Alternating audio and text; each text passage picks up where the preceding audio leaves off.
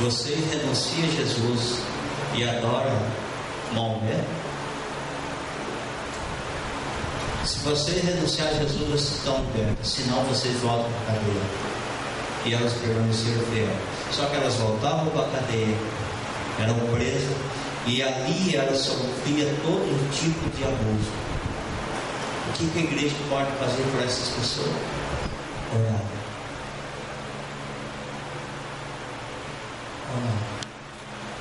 E o que a igreja tem feito? Será que nós temos lembrado dos nossos missionários, nas nossas orações? A igreja pode orar pelos missionários e por missões. Não existe obra missionária vitoriosa sem oração.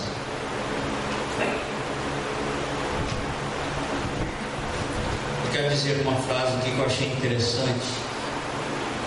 Seus pés podem nunca pisar em outro país, mas você pode alcançar o mundo com seu joelho.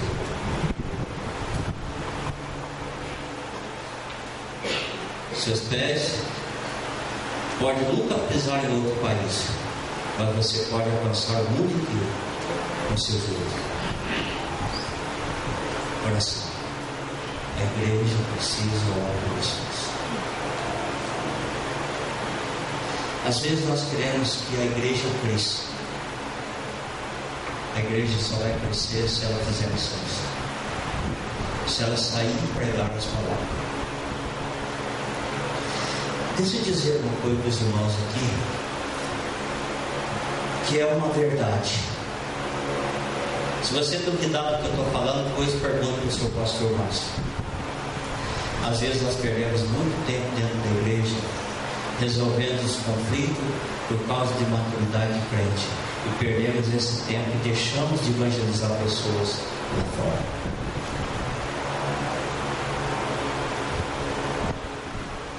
Precisamos crescer espiritualmente, deixar de existir alguns problemas dentro da igreja por falta de maturidade cristã, para sobrar tempo de nós sairmos de quatro paredes para pregar o evangelho.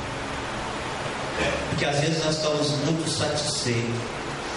As nossas igrejas estão cheias de crente SOS, salvo, satisfeito, sentado. Nós precisamos viver a palavra de Deus e cumprir a ordem de Jesus. Ir e pregar o evangelho. Nós precisamos fazer discípulos. Essa é a missão porque a igreja está aqui. Fazer discípulos.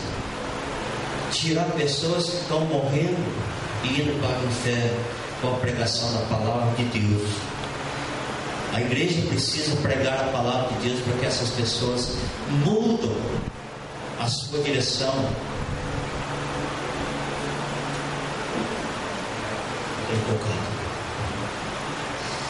A igreja precisa pregar e viver esta palavra e fazer missões.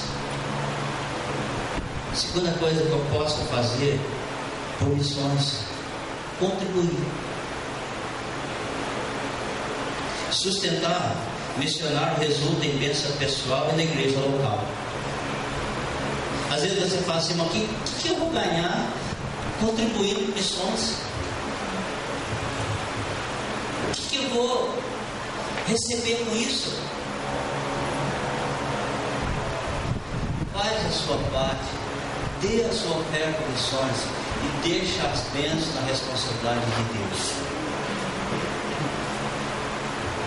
Você vai, quando você contribui, quando você sustenta o missionário, resulta em bênçãos pessoais e bênçãos na igreja local. Uma igreja missionária é consciente e cumpridor das suas obrigações no envio e no sustento missionário. Uma igreja missionária é isso. Ela não só envia, mas ela sustenta. Eu sempre recebo e-mail de missionário que está no campo,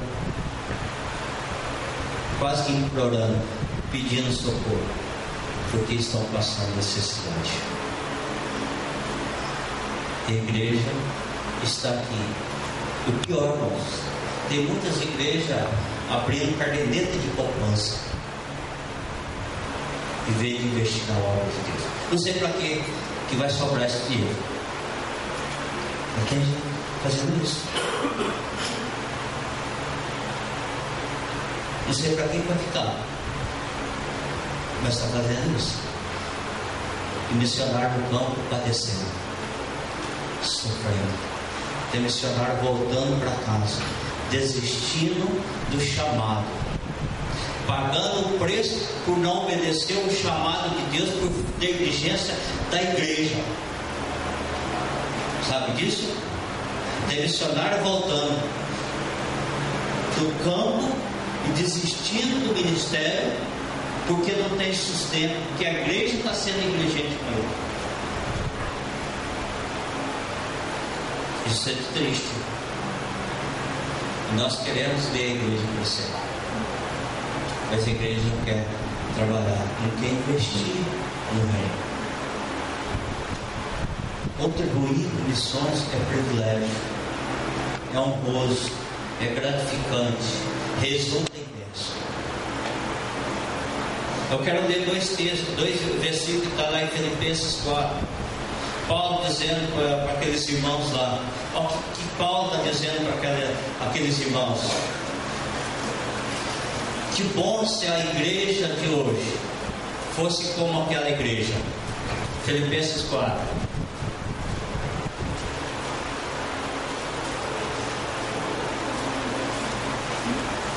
Versículo 16, ele diz assim: porque até para Tessalônica mandaste não somente uma vez, mas duas, o bastante para as minhas necessidades. Versículo 18: recebi tudo e tenho abundância, estou suprido, desde que Epafrodito me passou as mãos, o que me veio da vossa parte como aroma suave, como sacrifício aceitável e aprazível a Deus. Olha o que Paulo está dizendo para aqueles irmãos. Eu tenho bastante, o suficiente, porque vocês não mandaram só uma vez, duas.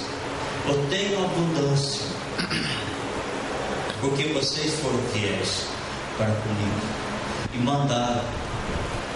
E ele fala no final do versículo 18: isto representa diante de Deus como aroma suave, agradável a Deus, como sacrifício aceitável e aprazível ao Senhor. A igreja cumpre a sua missão com os missionários. Ela alegra o coração de Deus. É um sacrifício aceitável diante de Deus. Chega diante de Deus como um aroma suave, como um cheiro gostoso nas narinas de Deus. Quando a igreja é fiel, quando ela cumpre o seu compromisso com aquele que está lá no campo. É isso que acontece.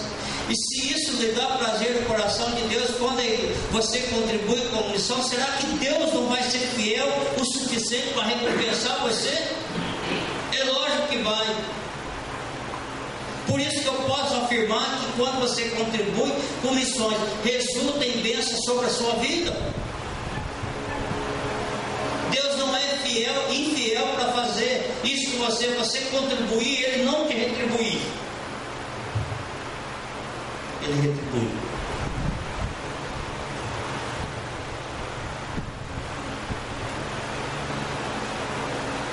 Eu tenho aqui na minha mão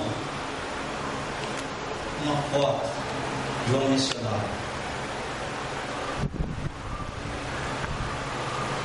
Esses tempos atrás, ela trabalha num projeto em São Paulo, numa favela, resgatando crianças de famílias pobres que estão envolvidas em drogas. Esse tempo atrás ela contou uma história para mim que eu não sabia. Quando ela foi para esse campo, por 6 meses ela dormiu no chão,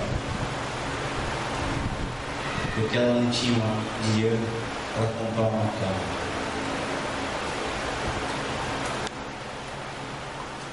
aqui, na nossa cara, missionários padecendo, porque a igreja não tem sido fiel nos seus compromissos. É de doer no nosso coração. Quando ela contou a história para mim, ela contou depois que ela já tinha conseguido. E o pior, só não vou dizer o santo, vou contar um milagre apenas. É da nossa denominação. A igreja mãe não foi suficiente para fazer o que o Paulo falou para aqueles irmãos de Filipe. A igreja. Sabe que agindo assim, nós estamos cumprindo o propósito de Deus? Porque Deus diz que nós, como igrejas, temos a responsabilidade e a obrigação de sustentar aqueles que estão lá no plano. Eu preciso contribuir.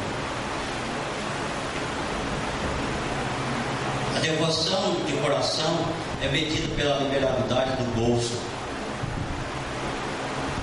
Vou repetir. A devoção do nosso coração é medida pela liberalidade do nosso bolso. Não há coração aberto onde o bolso está fechado. Aí eu adoro a Deus, eu adoro a obra de Deus, mas no que você contribui? Em nada. Como que eu adoro? Eu adoro e tenho prazer em contribuir. Jesus nunca disse para alguém: Deus te abençoe e foi embora. Você viu Jesus fazer isso? Quando alguém chegou perto dele, pedindo alguma coisa, ele virou as costas, ele só disse: Deus te abençoe e foi embora? Não. Ele sempre trouxe uma resposta às necessidades das pessoas. Aqueles que precisavam de cura, ele curou. Aqueles que precisavam de ser libertos, ele libertou. Aqueles que estavam aflitos, ele apacentou. Aqueles que sentiam dor, ele curou. Então sempre Jesus trouxe uma resposta àqueles que procuravam, aqueles que estavam necessitando. E a igreja? A igreja está aqui para suprir essa necessidade hoje. Quem vai nos capacitar? Quem vai nos fazer que nós somos ser útil para isso? O próprio Deus. Deus quer usar a igreja para fazer isso. Quer usar a nossa vida para fazer isso, para suprir as necessidades das pessoas. E sempre trouxe uma solução para aqueles que buscaram. O nosso amor por Deus e pela sua obra é proporcional à disposição que temos em investir na evangelização.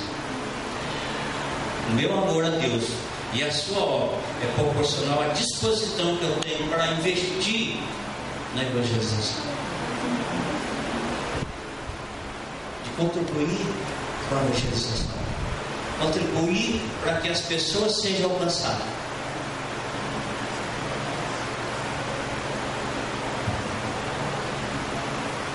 Quem contribui com missões faz uma semeadura com colheita garantida e de resultado eterno.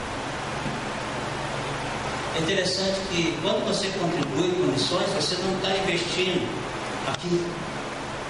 Você está investindo no eterno. A sua recompensa pode ser aqui, mas a sua recompensa maior está lá, reservada lá.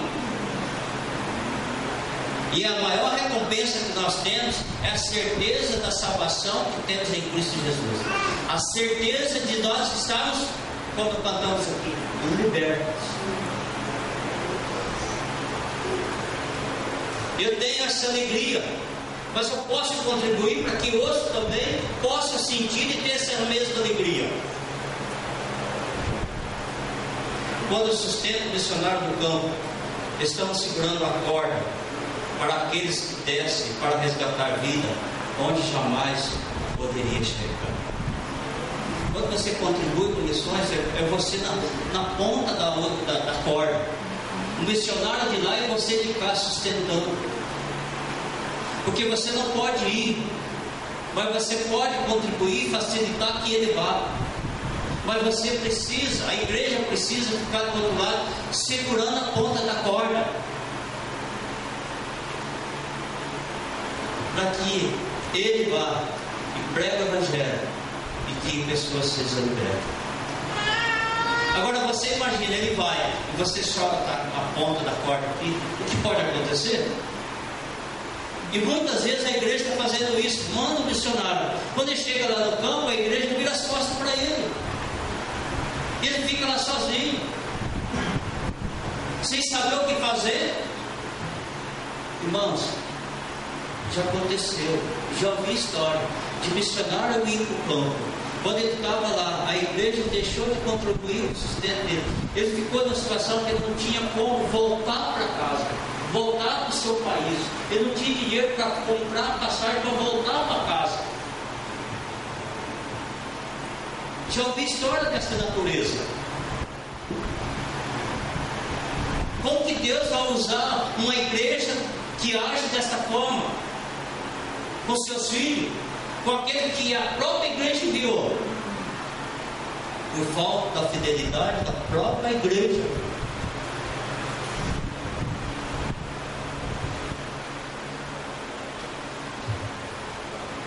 Você pode dizer para ele, pastor, mas eu não tenho dinheiro para me contribuir com isso. Não só. Faz um teste. Conversa com Deus. Fala para ele, Senhor, eu quero cumprir a sua ordenança. Eu quero ser fiel. Na mesa eu quero. Mas o Senhor me ajuda a ser fiel.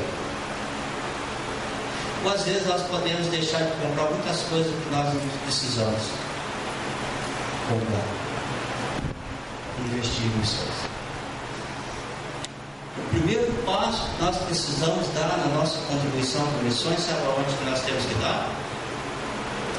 No nosso coração. Disposição. Colocar como propósito. A hora que eu colocar no meu coração esse propósito, eu vou contribuir, as coisas vão começar a dar.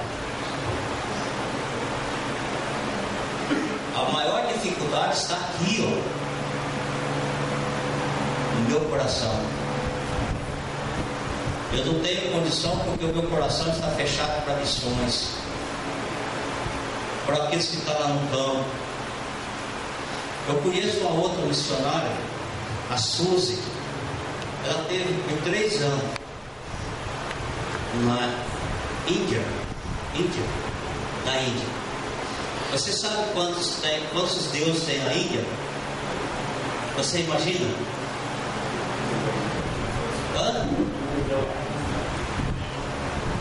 Quanto? Chuta.